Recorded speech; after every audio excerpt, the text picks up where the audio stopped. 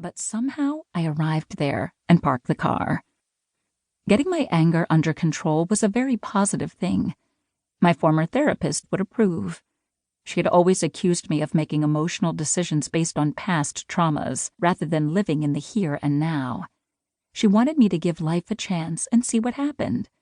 So I'd stuck with a job at Lexi's gallery for nearly a year. Plenty of time to judge it realistically. Now I could leave the whole humiliating episode behind and explore my alternatives.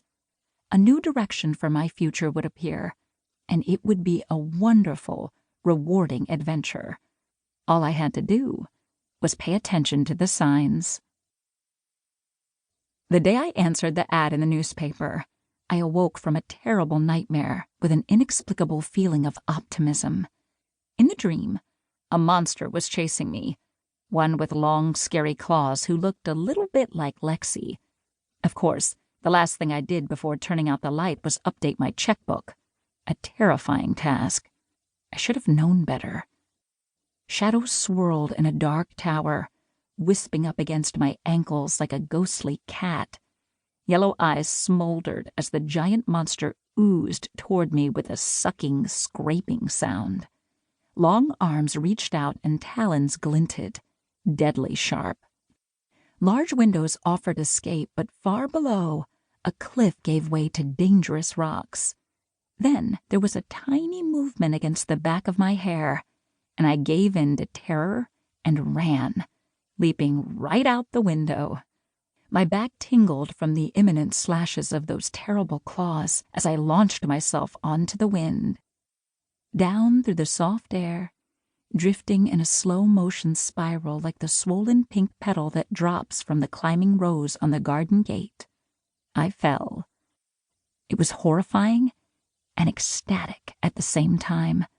I didn't rush downwards, but simply floated in a leisurely spiral, with the sun on my face and the soft air buoyant under my back, an effortless, peaceful feeling like swimming in salt water on a balmy day. Then I woke up.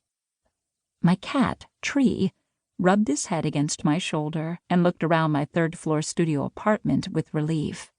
He blinked at me solemnly with his beautiful green eyes and purred a message of serenity and peace.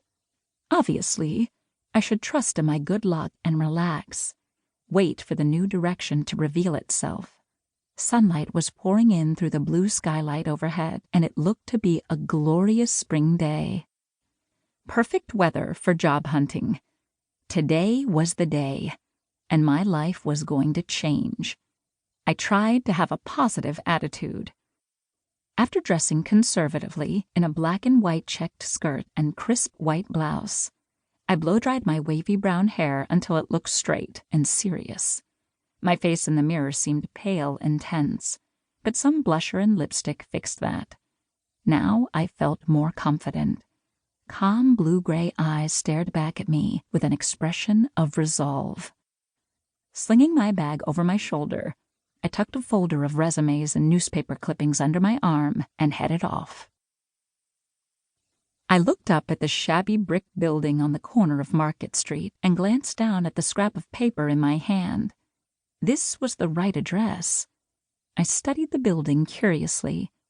It had good bones, but had definitely seen better days. Ancient ivy snaked up the exterior, parting over the closed front door to show a peak of stonework underneath. The number 33 was just visible, the second 3 missing a nail and hanging askew. Wide steps with wrought iron railings led up to the entrance, where a small faded sign said, "Books and etc. H. Paradis." At 10 o'clock on a weekday morning, the street bustled with people out and about their business. Trucks braked loudly and double-parked to unload goods. A parade of small children dodged between the pedestrians, giggling and hooting. A stately Indian woman wearing a sari pursued them at a more sedate pace, pushing a stroller containing 2 fat-cheeked babies, one with dark skin and one fair. The ad in the newspaper said, "Manager wanted. Retail store with established customers. Library experience a blessing."